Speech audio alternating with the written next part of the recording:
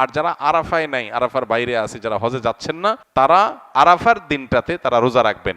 আরাফার দিনের রোজা নিয়ে আমাদের দেশে প্রতি বছরই গন্ডগোল বা মত পার্থক্য দেখা দেয়, কোন দিন রোজা রাখবো। এটা কি হাজিরা অবস্থান করছে ওই দিন, নাকি আমি যে দেশে আছি সেই দেশে যখন জিলহজের 9 তারিখ হবে। তো এটা নিয়ে উভয় পক্ষেই দলিল আছে, যুক্তি আছে, দুই মতেরই সপক্ষে আলেমদের বক্তব্য আছে। সেক্ষেত্রে তুলনামূলকভাবে আমি যে দেশে আছি সেই দেশে জিলহজের 9 তারিখটা হলে সেটাকে আরাফার দিন হিসাবে, আরাফার দিন যদিও বাহ্যিকভাবে মনে হয় যে আরাফার ময়দানের সাথে সংশ্লিষ্ট, কিন্তু আসলে এই যে দিনগুলা ইয়াউমুত তারবিয়া, ইয়াউমে আরাফা, ইয়াউমুন নাহার, ইয়াউমুত তারবিয়া বলা হয় জিলহজের 8 তারিখকে, ইয়াউমুল আরাফা বলা হয় জিলহজের 9 তারিখকে, ইয়াউমুন নাহার বলা হয় জিলহজের 10 তারিখকে।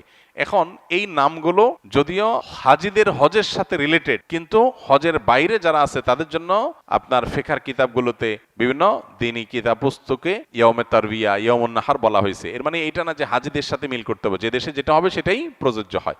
তো সেই আলোকে ইয়াউমে আরাফা আপনি যেখানে অবস্থান করছেন সেখানকার 9 তারিখ হিসাব করে রোজা রাখতে পারেন। যদি আপনার কাছে বেশি মনে হয় যৌক্তিক যে না হাজিদের অবস্থানের সাথে মিল করে রাখাটা, যেহেতু নামের মধ্যেই ইয়াউমে আরাফা আছে, অতএব ওইটা আমি রাখবো, তো সেক্ষেত্রে আপনি সেটাও করতে পারেন, কোনো অসুবিধা নেই। কোনো রেওয়ায়তের আলোকে জিলহজের প্রথম 9 দিনের প্রত্যেক দিন রোজা রাখা উচিত, কারণ মামিন আইয়ামিন আল আমালুস সালিহু ফিহিন্না আহাব্বুলিল্লাহ মিন হাযিহিল আইয়াম, বুখারীর হাদিস রয়েছে। এই দশকটাতে এমনি নেকামল করা উচিত।